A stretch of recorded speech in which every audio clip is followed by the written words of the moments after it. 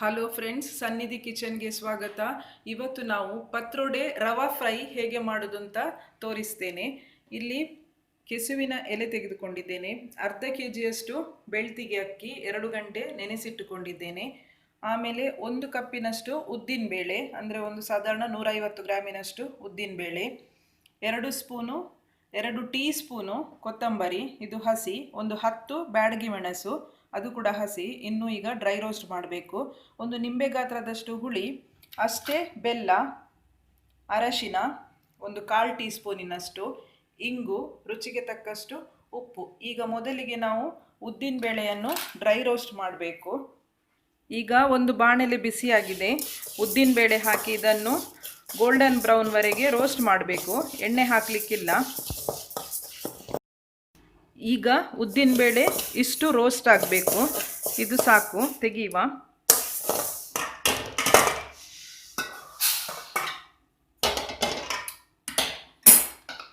ಈಗ ತೆಗೆದುಕೊಂಡ ಕೊತ್ತಂಬರಿ ಬೀಜ ಹಾಕಿ ಇದು ಕೂಡ ಡ್ರೈ ರೋಸ್ಟ್ ಮಾಡಬೇಕು.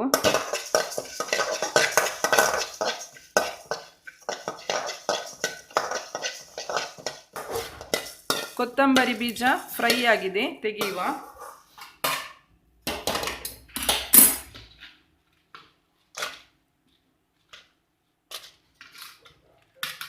ಮೆಣಸನ್ನು ಕೂಡ ಎಣ್ಣೆ ಹಾಕದೆ ಫ್ರೈ ಮಾಡಬೇಕು ಸ್ವಲ್ಪ ಹೊತ್ತು.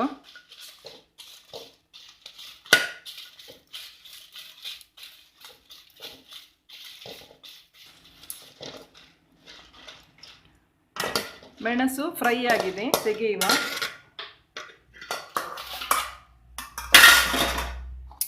ಈಗ ಮೊದಲಿಗೆ ಈ ಮಸಾಲೆ ಪದಾರ್ಥಗಳನ್ನು ಮಿಕ್ಸಿಯಲ್ಲಿ ಸ್ವಲ್ಪ ಪೌಡರ್ ಮಾಡಬೇಕು, ಆಮೇಲೆ ಇದಕ್ಕೆ ಅಕ್ಕಿ ಹಾಕಿ ಗ್ರೈಂಡ್ ಮಾಡಲಿಕ್ಕೆ. ಯಾಕೆಂದರೆ ಅದು ಮೆಣಸು ಅಕ್ಕಿಯೊಂದಿಗೆ ಚೆನ್ನಾಗಿ ಗ್ರೈಂಡ್ ಆಗುವುದಿಲ್ಲ, ಅದಕ್ಕೆ ಮೊದಲಿಗೆ ಇದನ್ನು ಸ್ವಲ್ಪ ಪೌಡರ್ ಮಾಡುವ.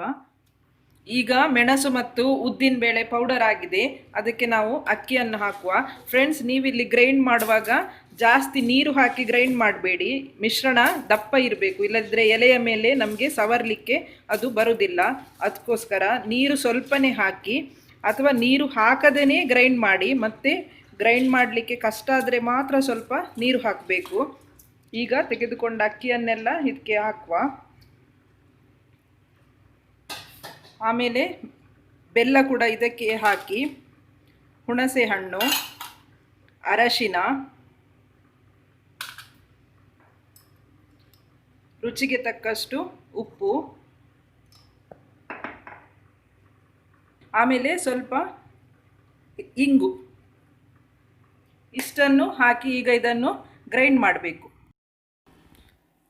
ಈಗ ಅಕ್ಕಿ ಗ್ರೈಂಡ್ ಮಾಡಿ ಆಗಿದೆ. ಇದು ಹೀಗೆ ಇಷ್ಟು ಗಟ್ಟಿ ಇರಬೇಕು, ಮತ್ತು ತುಂಬ ನೈಸಾಗಿ ಗ್ರೈಂಡ್ ಮಾಡೋದು ಬೇಡ, ಸ್ವಲ್ಪ ರವೆ ರವೆ ಥರ ಇರಲಿ. ಈಗ ಮೊದಲಿಗೆ ನಾವು ಇಡ್ಲಿ ಬೇಯಿಸುವ ಪಾತ್ರೆಯಲ್ಲಿ ಸ್ವಲ್ಪ ನೀರಿಟ್ಟು ಅದನ್ನು ಮೊದಲಿಗೆ ಬಿಸಿಯಾಗಲಿಕ್ಕೆ ಇಡಬೇಕು. ಈಗ ಇದನ್ನು ಬಿಸಿಯಾಗಲಿಕ್ಕೆ ಇಡುವ. ನೀರು ಮೊದಲು ಬಿಸಿಯಾಗಲಿ, ಅಂದರೆ ಸ್ಟೀಮ್ ಬರಬೇಕು. ಅನಂತರ ನಾವು ಎಲೆಗೆ ಈ ಮಿಶ್ರಣವನ್ನು ಸವರಿ ಮಡಚಿ ಇದರಲ್ಲಿ ಇಡಲಿಕ್ಕೆ. ಈಗ ನಾವು ಈ ಮಿಶ್ರಣವನ್ನು ಒಂದು ಪಾತ್ರೆಗೆ ತೆಗೆಯುವ. ಹೀಗೆ ಗಟ್ಟಿ ಇರಬೇಕು ಮಿಶ್ರಣ.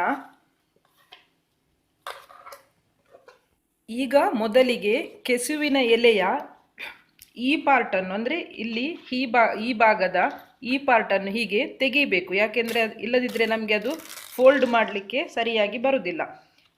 ಹೀಗೆ ಇಲ್ಲಿಂದ ಎಲೆಯನ್ನು ತೆಗೆದು ಎಲೆಯನ್ನು ಹೀಗೆ ಮಗುಚಿ ಹಾಕಬೇಕು. ಹೀಗೆ ಮಗುಚಿ ಹಾಕಿ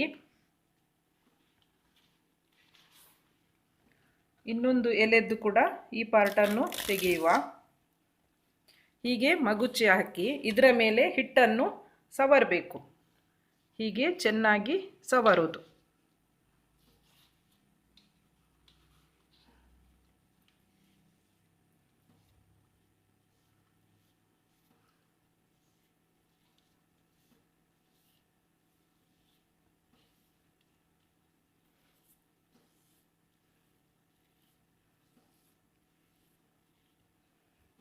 ಎಲ್ಲ ಕಡೆ ಹೀಗೆ ಚೆನ್ನಾಗಿ ಹಿಟ್ಟನ್ನು ಸವರಬೇಕು.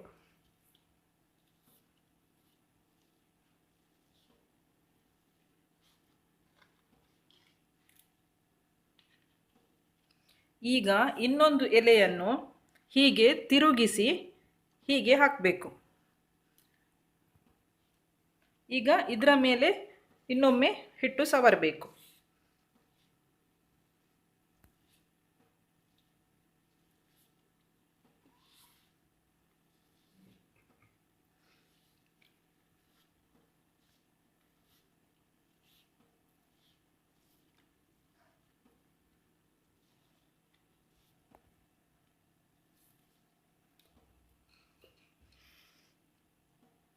ಹೀಗೆ ಸವರಿ ಆದಮೇಲೆ ಈ ಸೈಡಿಂದ ಹೀಗೆ ಫೋಲ್ಡ್ ಮಾಡಿ ಇಲ್ಲಿಗೆ ಪುನಃ ಹಿಟ್ಟು ಸವರಬೇಕು.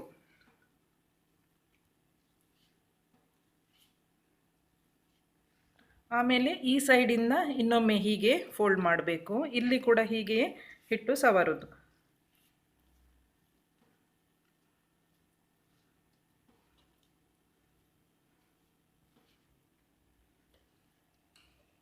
ಹೀಗೆ ಸವರಿ ಆದಮೇಲೆ ಈಚೆಯಿಂದ ಹೀಗೆ ಫೋಲ್ಡ್ ಮಾಡಬೇಕು. ಫೋಲ್ಡ್ ಮಾಡಿ ಪುನಃ ಇಲ್ಲಿಯಲ್ಲೇ ಕಾಣ್ತದೆ ನಮಗೆ, ಅಲ್ಲಿ ಪುನಃ ಹೀಗೆ ಸ್ವಲ್ಪ ಹಿಟ್ಟು ಸವರಬೇಕು.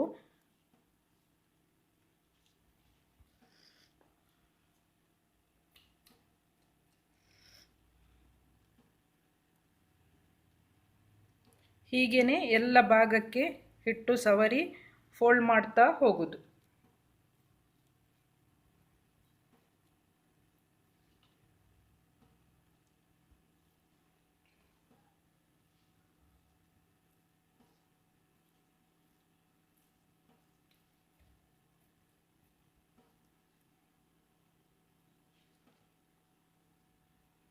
ಇಲ್ಲಿ ಕೂಡ ಹೀಗೇನೆ ಹಿಟ್ಟು ಸವರಬೇಕು. ಹೀಗೆ ಸವರಿ ಎಲ್ಲ ಫೋಲ್ಡ್ ಮಾಡಿ ಇಡ್ಲಿ ಬೇಯಿಸುವ ಪಾತ್ರೆಗೆ ಇದನ್ನು ಇಟ್ಟು ಬೇಯಿಸಲಿಕ್ಕೆ.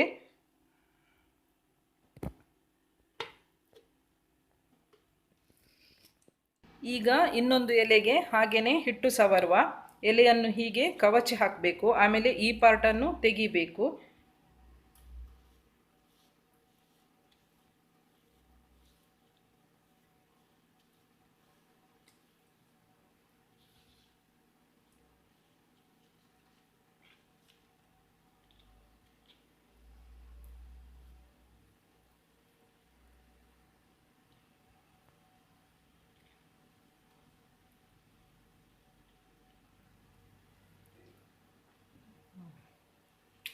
ಹೀಗೆ ಸ್ವಲ್ಪ ತೆಳುವಲ್ಲಿ ಸವರಿ.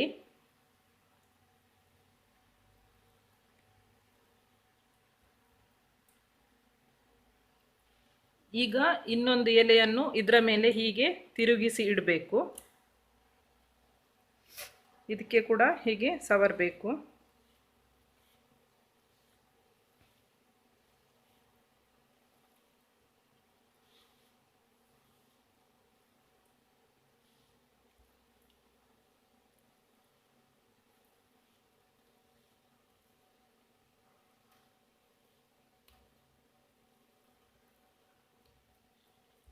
ಈ ಸೈಡಿಂದ ಒಮ್ಮೆ ಹೀಗೆ ಫೋಲ್ಡ್ ಮಾಡಿ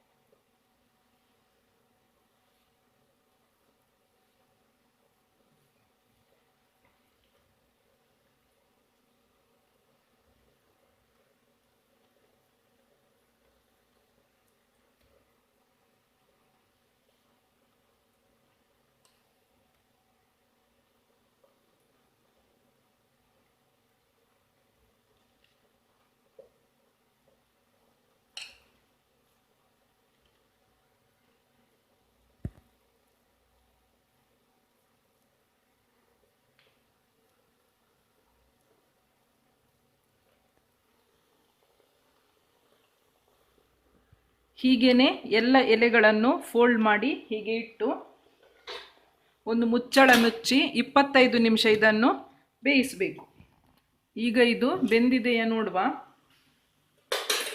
ಈಗ 25 ನಿಮಿಷ ಆಗಿದೆ. ಇದು ಬೆಂದಿದೆ. ಬೆಂದದ್ದು ಹೇಗೆ ಅಂದರೆ ಇದು ಮುಟ್ಟುವಾಗ ಹೀಗೆ ಕೈಗೆ ಹಿಡಿಯುವುದಿಲ್ಲ, ಗಟ್ಟಿಯಾಗಿದೆ. ಈಗ ಆಫ್ ಮಾಡುವ. ಈಗ ಇದು ತಣ್ಣಗಾಗಬೇಕು. ತಣ್ಣಗಾದ ನಂತರ ಕಟ್ ಮಾಡಿ ಫ್ರೈ ಮಾಡೋದು. ಈಗ ಪತ್ರೊಡೆ ತಣ್ಣಗಾಗಿದೆ. ಈಗ ಇದನ್ನು ರವೆಯಲ್ಲಿ ಫ್ರೈ ಮಾಡುವ. ಫ್ರೈ ಮಾಡಲಿಕ್ಕೆ ಇಲ್ಲಿ ನಾನು ಅಕ್ಕಿ ರವೆ ತೆಗೆದುಕೊಂಡಿದ್ದೇನೆ. ನೀವು ಬೇಕಿದ್ರೆ ಬಾಂಬೆ ರವೆ ಕೂಡ ತೆಗೆದುಕೊಳ್ಬೋದು. ಮತ್ತು ಇಲ್ಲಿ ಸ್ವಲ್ಪ ಅಕ್ಕಿ ಹಿಟ್ಟು, ಇದರ ಬದಲು ನೀವು ಕಾರ್ನ್ಫ್ಲೋರ್ ಕೂಡ ತೆಗೆದುಕೊಳ್ಬೋದು. ಈಗ ಮೊದಲಿಗೆ ಅಕ್ಕಿ ಹಿಟ್ಟನ್ನು ಸ್ವಲ್ಪ ನೀರು ಹಾಕಿ ತೆಳುವಾಗಿ ಕಣಕ ಮಾಡಬೇಕು.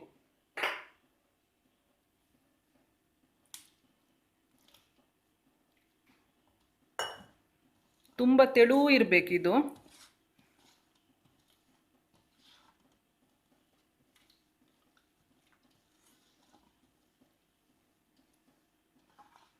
ಹೀಗೆ ನೀರು ಥರ ಇರಬೇಕು ತೆಳುವಾಗಿ.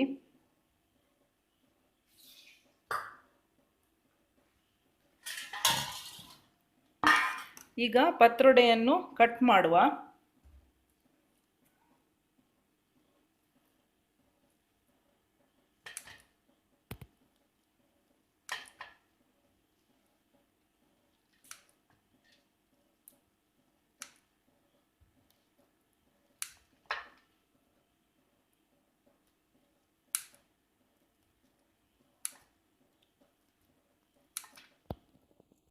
ಈಗ ಎಣ್ಣೆ ಬಿಸಿಯಾಗಿದೆ. ಈ ಪತ್ರೊಡೆಯ ತುಂಡುಗಳನ್ನು ಮೊದಲು ಅಕ್ಕಿ ಹಿಟ್ಟಿನ ಕಣಕದಲ್ಲಿ ಮುಳುಗಿಸಿ, ಆಮೇಲೆ ಇಲ್ಲಿ ಅಕ್ಕಿ ರವೆಯಲ್ಲಿ ಹೊರಳಿಸಿ ಹೀಗೆ ಎಣ್ಣೆಯಲ್ಲಿ ಫ್ರೈ ಮಾಡುವ.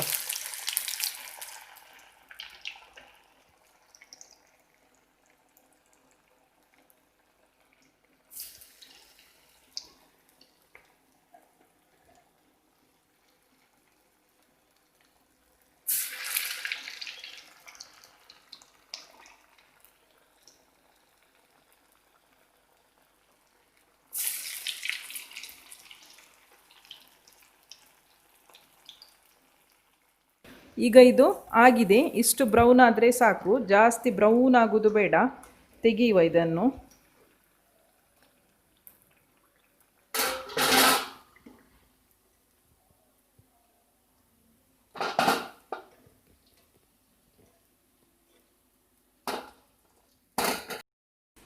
ಫ್ರೆಂಡ್ಸ್, ಪತ್ರೊಡೆ ರವಾ ಫ್ರೈ ರೆಡಿಯಾಗಿದೆ. ಈ ರೆಸಿಪಿ ಲೈಕ್ ಆದರೆ ಶೇರ್ ಮಾಡಿ. ನನ್ನ ಚಾನಲನ್ನು ಸಬ್ಸ್ಕ್ರೈಬ್ ಮಾಡದಿದ್ದರೆ ಸಬ್ಸ್ಕ್ರೈಬ್ ಮಾಡಿ. ಇನ್ನೊಂದು ಹೊಸ ರೆಸಿಪಿಯೊಂದಿಗೆ ಮತ್ತೆ ಬರ್ತೇನೆ.